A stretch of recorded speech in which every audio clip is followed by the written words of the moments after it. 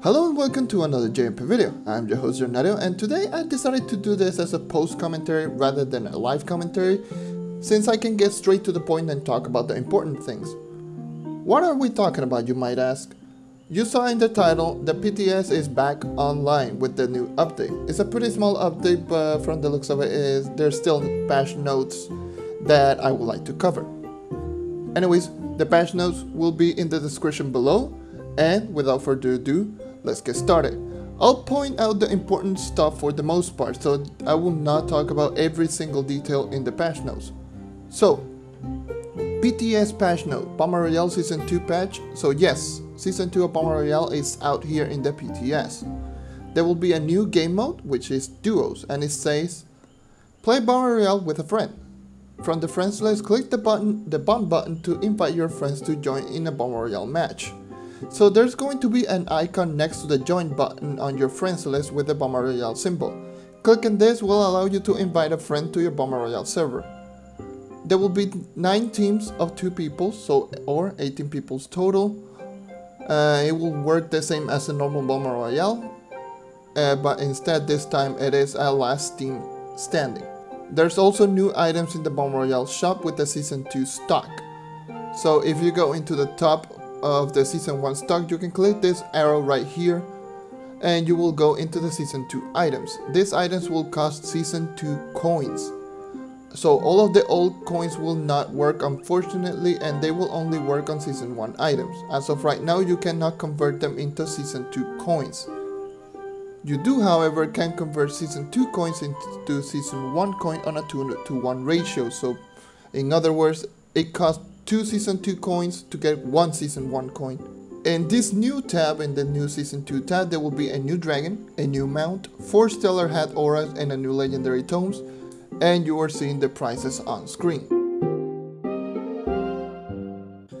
And if I manage to find the aura effects on whichever website, probably the wiki, I'll put them on the screen right here so you can see them.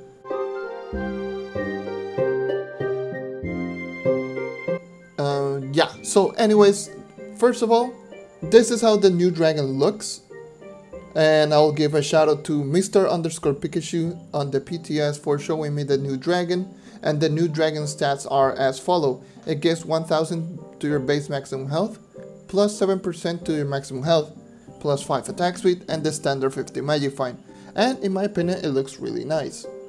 Also, another thing that is unique to this dragon, it is that it chooses whichever skin that you have on your rubber bomb. I'll get into that later about the rubber bomb skin. Moving on, there's also 2 new maps that will be shown on screen.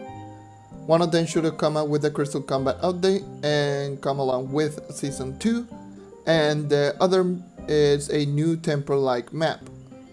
It looks really neat, but I really don't know how it plays because I haven't played any Bomber Royale match. Now, let's talk about the store. First of all, there's a new pack called Bomber Royale Styles, which costs 1000 credits and it gives 6 different bomb styles. All styles give 20 mastery points each, so this pack gives a total of 120 mastery points total. And this pack gives 3 rubber bomb or slash the normal bomb that you throw on Bomber Royale styles, and it also gives 3 spike bombs or sticky bombs as well, which you are seeing all of them on screen. Again, I do not have any footage of any of them on a match because again, I haven't played any Bomber Royale match and barely anyone's playing on the PTS. There's also going to be a new coin booster. This time it's going to be for the Season 2 Bomber Royale tokens or coins, and they will work the same as the Dragon Coin boosters. Unfortunately, you cannot get this booster on the store since there's no coin boosters on the store and the PTS. But it's going to be the same as the Dragon Coin booster, which is going to be the 50, 100 and 250 coin booster, and I would assume it costs the same price as well. And those are the Bomber Royale changes. There's no new dragons aside from the Bomber Royale dragon. There's no new primordial dragon as of right now. I'm making this, so this is pretty much everything that they're going to add aside from the Bomber Royale. I will obviously talk about the additional changes right now. One of them is going to be, there's going to be 6 new dungeons, 4 Luminopolis/Neon City dungeons, a new 3-star Descent Frontier dungeon, and a new Peaceful Hill Sunflower dungeon. I will show them on screen right now so you can see them how they look.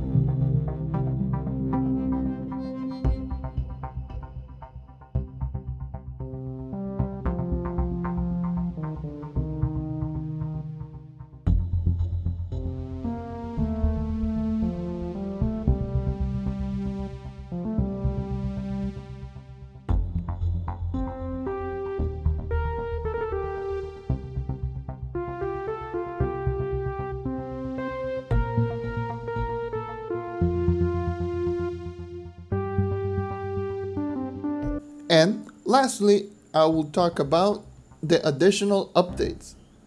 I will not talk about all of the additional updates, but pretty much I will talk about 90% of them. So yes, let's get started. First, Sai and Sanguine, which is the two-headed Bomber Royale Season 1 dragon. It will be now a legendary dragon after this new update. So in other words, it's going to work as with the Golden Dragon effigy. Second, all spiders will now drop spider dragon fragments. So those will include the ones from Shadow Tower, the ones from like Permafrost, Neon City, stuff like that. Third, they will fix the health bar behind the compass on the Shadow Tower bosses, which is alright. Fourth, all of the tomes can, well, I will read this as it says on the patch note. The tomes can be crafted from rune crafting and have been redistributed throughout the ranks, allowing players to create tomes more quickly. So now the normal tomes from rune crafting, you can craft them even if you're not maxed out in the rune crafting profession. For example, the Glim and Flux tomes are now part of the Dabbler tab, or in other words the rank 50 tab in the rune crafting profession, which is really nice in that you can get a boost to mastery rather early. And let's get started with fifth. Some people might have mixed feelings for this one. The Kill 10 Enemies Luminopolis Outpost adventure will no longer count invaders and other creatures that do not spawn naturally in Luminopolis. So in other words, no longer K10 farms. Since the enemies that doesn't spawn naturally, in other words Cursed Skull, will not count towards this quest. I cannot confirm that as of right now, but this is probably the case. I'm just going to say that this might be the end of the K10 farming. Moving on, the sixth quest, the sixth change is going to be outposts in NPC in Luminopolis and Geo Topside can no longer be affected by bounce blocks, so you can no longer move them from their spawn using bounce blocks. And yeah, so again, no Luminopolis K10 farm moving your NPC next to a Cursed Skull.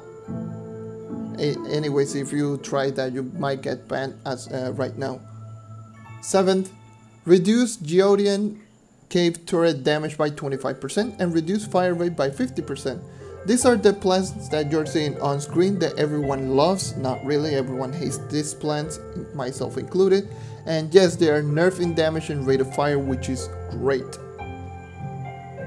8. The Geodian questline that is required for completion can no longer be trashed, so that includes the items that you need to craft your thumper, rocket boots, all that sort of stuff. So they can no longer be trashed, but I do not know if you will get the item that you trash. If you did trash them like accidentally, I don't know if you can get them back. So yeah, I'm just gonna say that right now.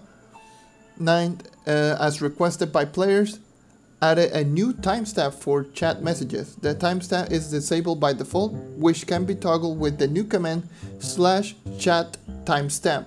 It is all in one word, and you can see your time on the chat with this new command. So it is actually not too bad, seeing that you can see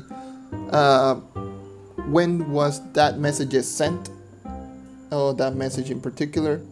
Maybe you were AFK and someone sent you a message, and you can, when you came back and you saw the message, oh, when was this like posted? And you can see it right now with this new command. Increase the history buffer from the chat window, so you can see older messages right now, which is not bad. And this is another thing, number 11 is not another thing that a lot of people might enjoy a lot.